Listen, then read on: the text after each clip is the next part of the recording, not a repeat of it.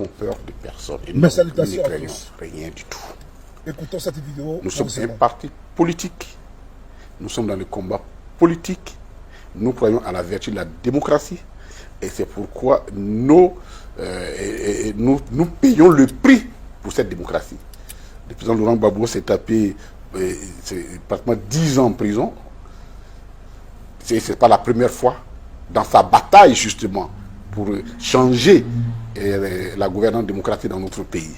Et nous continuons de payer le prix. Bon, si c'est le prix à payer pour qu'on puisse avancer cette cause-là, nous sommes prêts à payer le prix. Mais nous ne craignons absolument rien. Et si vraiment l'intention, je dis bien si c'est l'intention est de nous intimider, ça ne passera pas parce que je crois que tout le monde est conscient que nous avons suffisamment développé des anticorps par rapport à ces genres d'attaques et que ça ne peut pas nous inquiéter.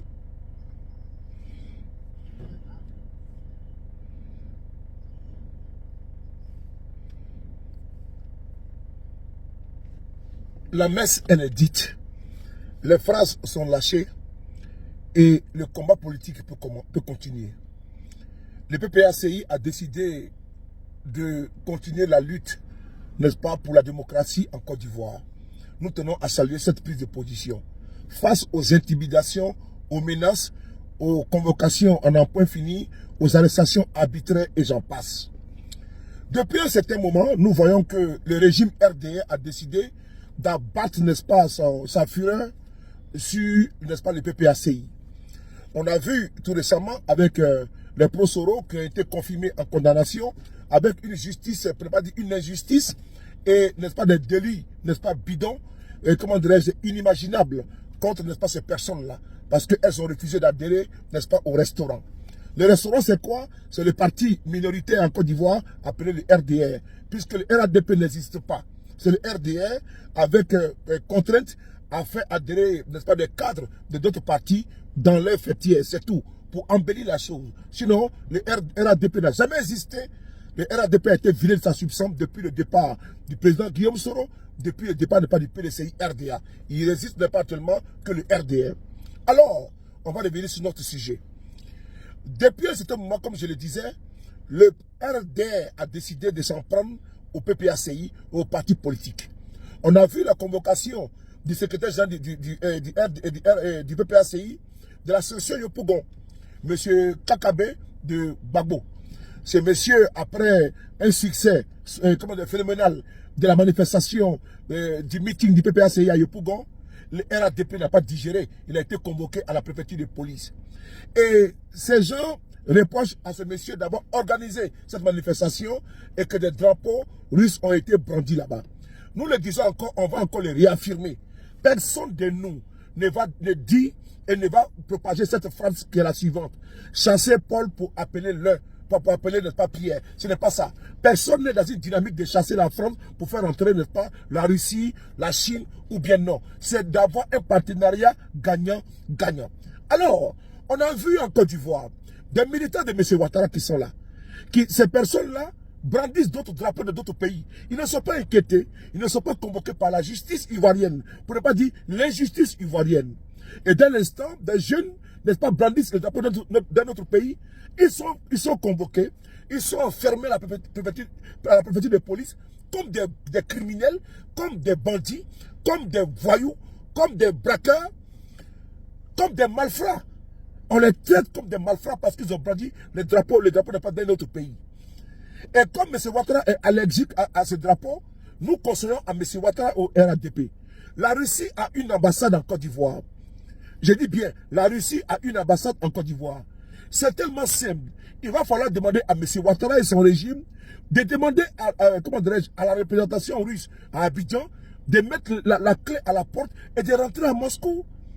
Au lieu de vous en prendre à des jeunes Ivoiriens qui ont brandi, n'est pas le drapeau russe, parce que vous êtes allergique à ce drapeau-là, il vaut mieux, demander à l'ambassade de la Russie de rentrer, n'est-ce pas, à Moscou. C'est tellement simple. C'est tellement simple que de s'en prendre à des jeunes Ivoiriens. Ils sont libres de brandir les drapeaux de n'importe quel pays qu'ils veulent. Ça, c'est leur chapeau de guerre. Mais est-ce que le drapeau russe n'est pas vendu en Côte d'Ivoire? loin de moi d'être, comment dirais-je, un avocat, n'est-ce pas, des partisans de la Russie. Non. Mais c'est quel deux poids, deux mesures? On le voit en Côte d'Ivoire également, des militants du RDR qui sont protégés par l'injustice de Côte d'Ivoire.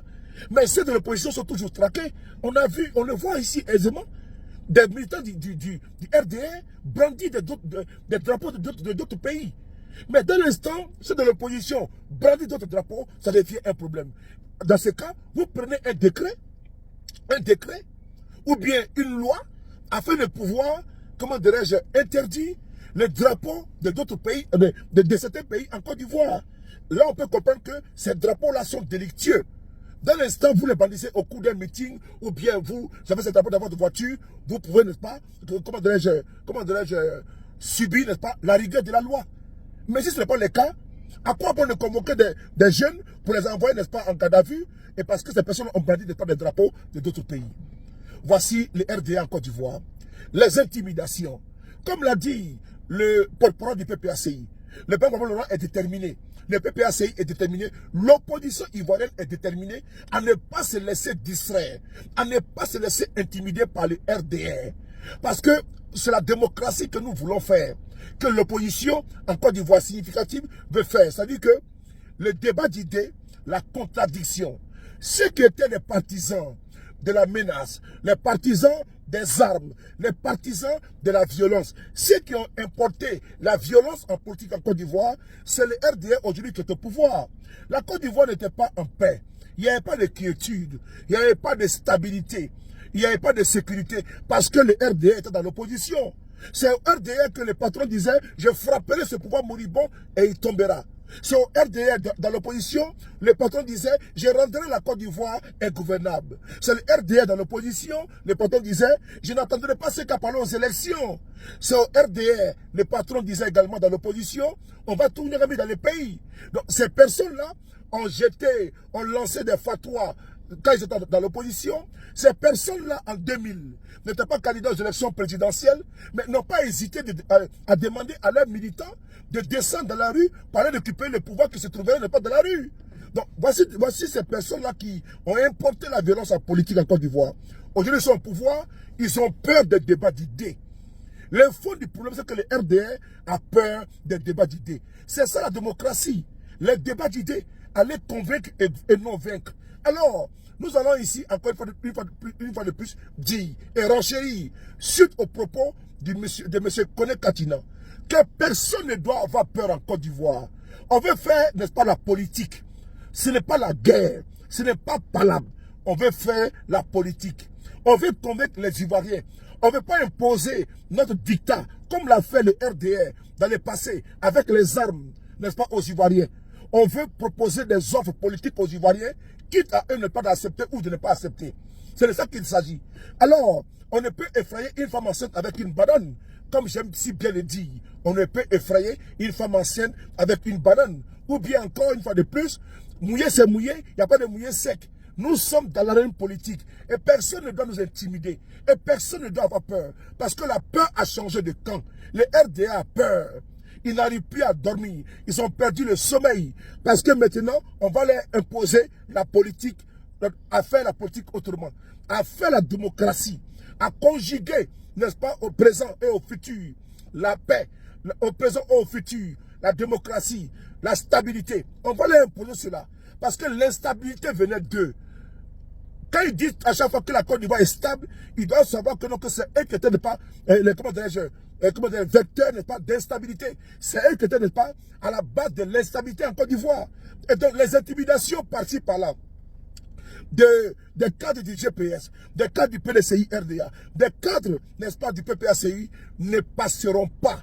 Les Ivoiriens doivent comprendre que nous avons touché, n'est-ce pas, le point G de la chose, c'est-à-dire que les RDR sont faibles. C'est le débat d'idées, c'est la politique, c'est la démocratie. Eux, ils sont les chantres des Kalachnikov, ils sont les chantres des armes, ils sont les chantres, n'est-ce pas, des machettes, de la violence, de la barbarie, de la menace. Nous ne rentrerons pas dans ce domaine avec eux, les domaines de prédilection. On va les contraindre à faire la politique autrement.